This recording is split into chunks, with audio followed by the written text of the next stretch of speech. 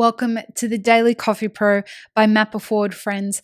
I'm your host, Lee Safar, and today on the podcast, we are talking about the disruptors to the coffee industry, the potential disruptors of the coffee industry in the last quarter of 2021, which I believe are going to be what sets us up for 2022 and 2023.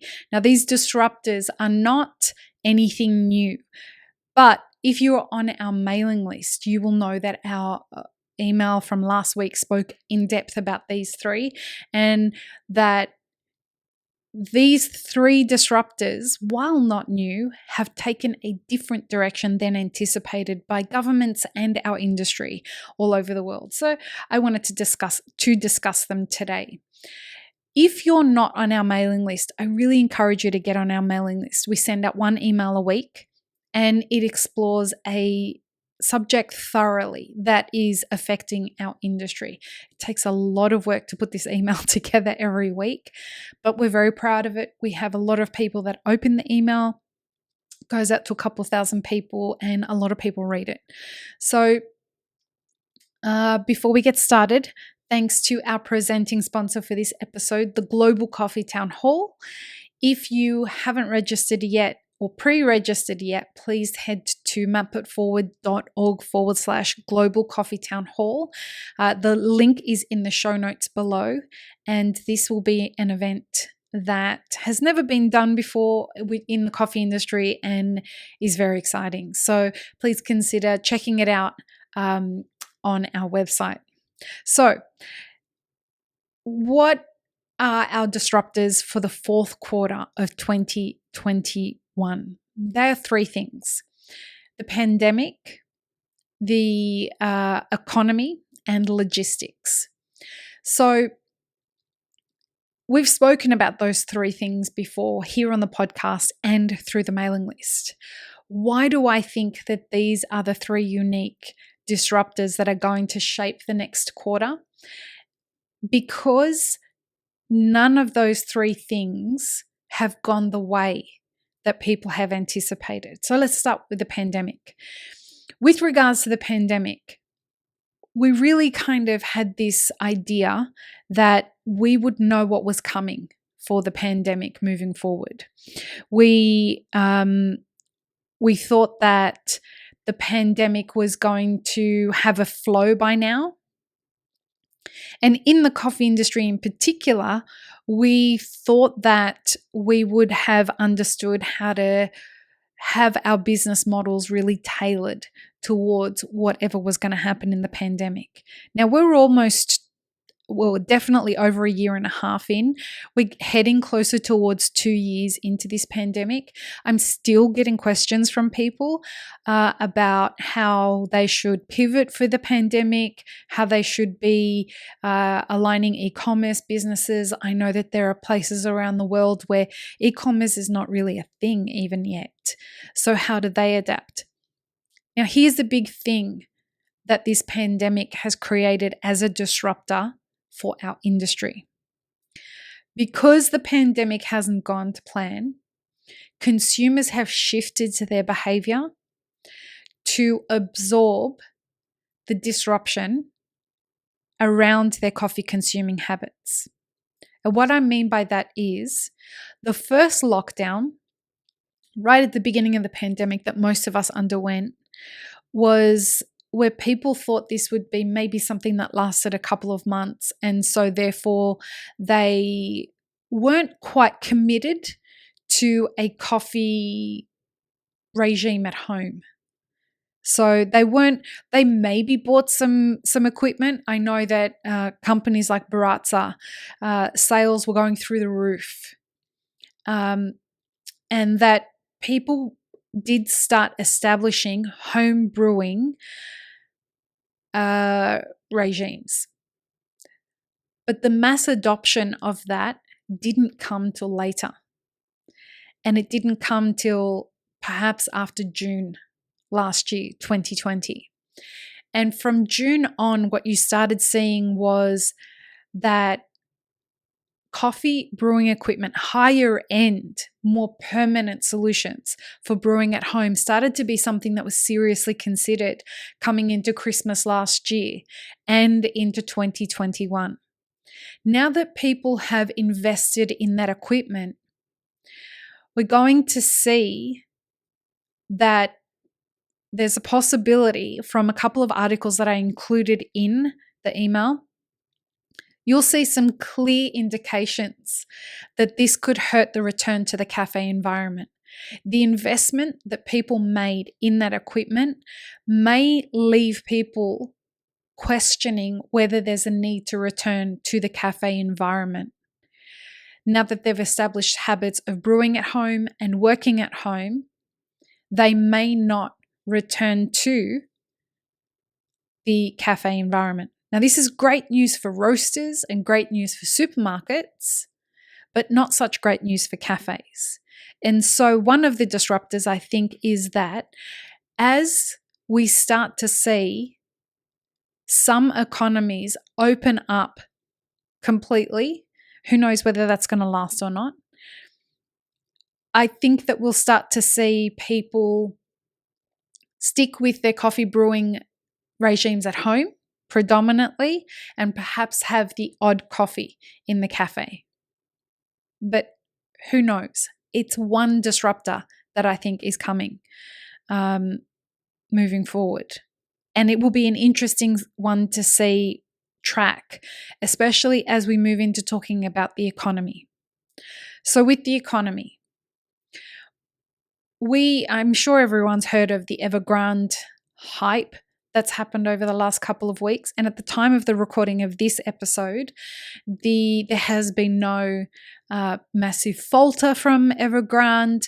Wait, let me give you some context. If you haven't heard of it, what it is that there's a property company in China, property development company in China. They pre-sell a lot of apartments and homes a couple of years before they build them. And they use the money that they receive from this to build buildings. They have defaulted on their loans, and those loans are to the tune of $300 billion US. That's with a B. And so previously, most recently, they had two massive loan repayments. The first of them they did make. People thought that they were going to default. They did actually make that loan. And the second one they didn't make on time. It was to the tune of $80 million, somewhere around that. But they do have 30 days to make those repayments. Now, people are calling this Lehman Brothers 2.0. It's very different. Again, if you received our email for last week, there are many links in there that will tell you why this is not like the crash in the US of 2008. It's very different. One was on predatory lending, which is what was happening in the US. This is very different. This is associated with actual physical assets that can be sold off to recoup some of the money. Now, you've heard of that. That's the second largest economy in the world. But that's not the big concern for the economy. The big concern for the economy is that the Fed in the US have mentioned that inflation is running hotter than expected. And we all know that in the coffee industry. Everything that we're buying is more expensive. Labor, all the commodities and inputs into our creating our products is more expensive. So we know that this is not bullshit. We know this is a real thing. And so inflation is running hotter, and also this ongoing printing of money that the US has been doing since 2008. This is not a pandemic only thing. It's been going on since 2008. And paying the consequences of printing all this money, they've been kicking the can down the road. The end of the road is here with regards to being able to not deal with the ramifications of that. It's fast approaching, and the Fed has acknowledged that. And so one part of dealing with that is going to need to be the increasing of interest rates. So by dealing with inflation and dealing with the increase of interest rates, we're going to start to see a cooling off of this recovery or expansion that everybody thought was just going to be, I don't know, like it just was shocking to me how everybody kept saying this is the greatest expansion in American history. Give it 5 minutes and see. And now we have. We have definitely seen that perhaps this isn't going to go the way that we thought it would. So if we look at what our previous idea was, is that the one disruptor could be that people don't drink coffee in cafes as much as they used to pre-pandemic. And we say that the reason behind that is because a lot of people invested in gear for brewing at home.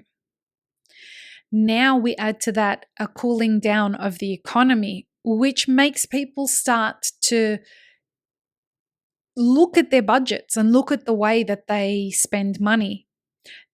That will reinforce the first point that we make. People will look at, well, I'm able to brew coffee at home at a much more affordable rate than if I go and buy coffee in a cafe. So that's not to say that they won't ever go into a cafe. It just means that they'll probably go to a cafe 2 or 3 times a week as a treat to see other people and to have meetings, as opposed to going every day as they would have previously. And that leads us to our third thing, which is logistics. And logistics disrupting the next quarter, I think, is going to be the most significant element in what's going to cause disruption.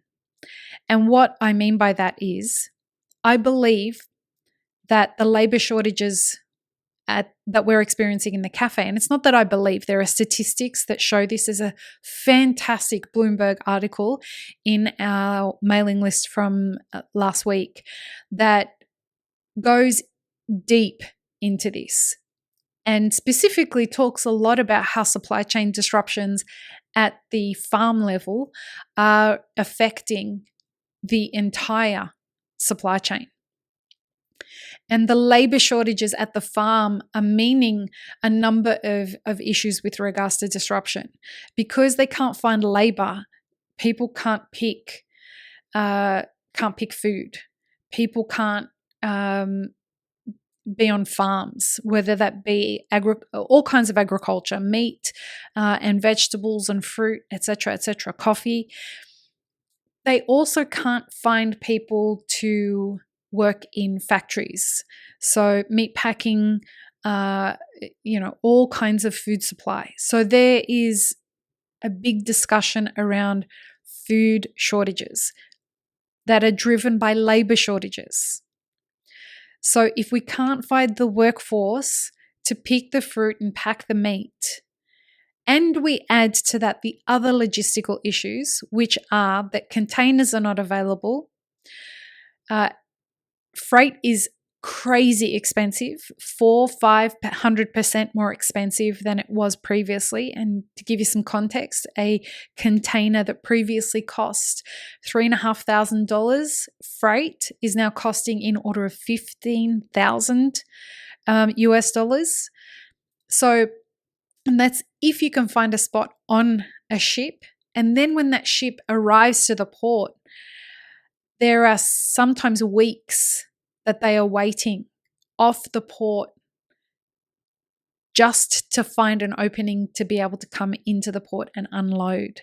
So there are a number of logistical issues that are causing issues for our industry. So from the perspective of the supply of coffee, labor shortages in the industry, labor shortages on farms, these are all issues that are going to compound the challenges of our industry moving forward into the next quarter, Q4 for 2021.